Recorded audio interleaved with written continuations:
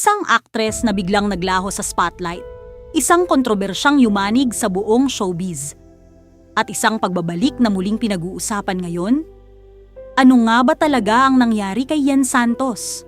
At handa na ba ang publiko na tanggapin siya muli? Bago ang lahat ng intriga,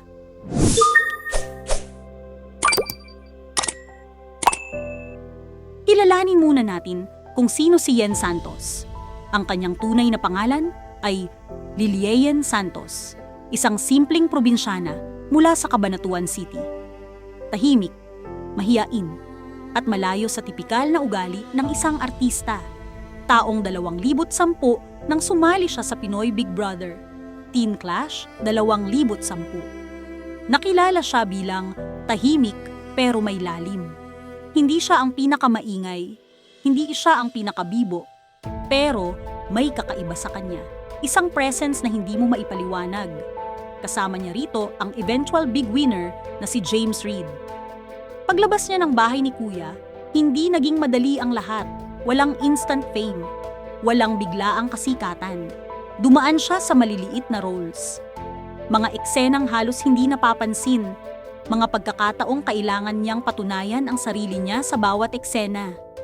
Pero dito siya nahubog. Unti-unti, pinakita niya na hindi lang siya basta magandang muka. Isa siyang aktres na may lalim at kakayahan.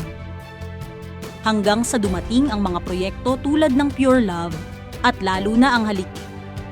Dito, tuluyan siyang sumabog. Sa Halik, pinatunayan ni Yeshen na kaya niyang makipagsabayan sa mga veterano. Naging usap-usapan ang kanyang performance. Mula sa tahimik na housemate, naging isa siyang respected leading lady. Nasa tuktok na siya ng kanyang career.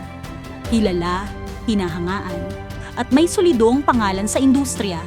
Pero, gaya ng maraming kwento sa showbiz, hindi permanente ang kasikatan. Taong 2021, isang kontrobersya ang sumabog. Naghiwalay sina Paulo Contis at LJ Reyes. Hindi ito simpleng hiwalayan. Ito ay naging emosyonal, masalimuot, at puno ng intriga. Ayon kay LJ, hindi mutwal ang kanilang paghihiwalay. At sa gitna ng lahat ng ito, lumabas ang mga larawan ni Paulo at Yen sa Baguio. Para sa iba, simpleng pagkikita lang. Pero para sa publiko, hindi.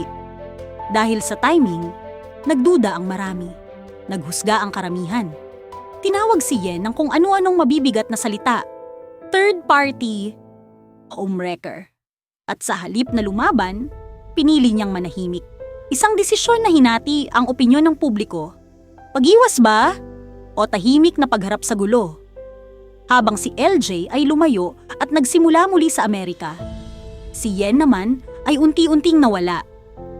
Walang proyekto, walang social media, parang bigla siyang naglaho. Noong 2023, kinumpirma ni Paulo ang kanilang relasyon. Para sa marami, kumpirmasyon ito ng kanilang mga hinala. Nadawit pa ang pangalan ni Ara San Agustin na agad namang itinanggi at hindi pa doon natapos. Pati si Chavit Singson na damay sa chismis. Mga aligasyon, love child issue. Nakalaunan ay itinanggi rin. Noong 2024, mas lalong uminit ang usapan, ang secret birth issue. May anak na raw si Yen at si Paulo ang ama. Pero hanggang ngayon, walang kumpirmasyon, na natiling misteryo.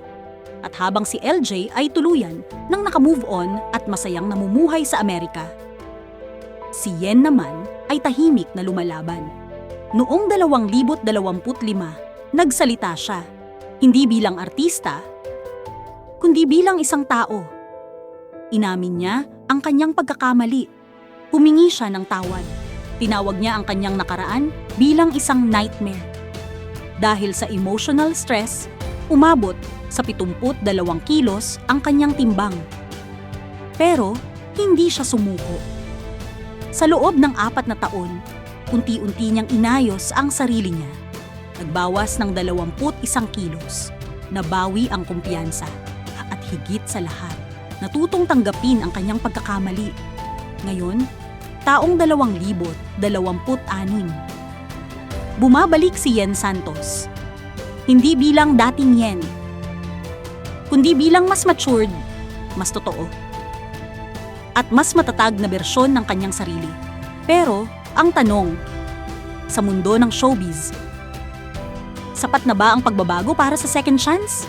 Dahil ang pagbabalik, hindi lang tungkol sa talento, kundi sa pagtanggap ng publiko. At ang pagtanggap, hindi basta ibinibigay. Ikaw, ano sa tingin mo?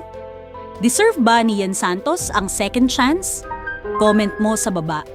At huwag kalimutang mag-like, subscribe, at i-share ang video na ito.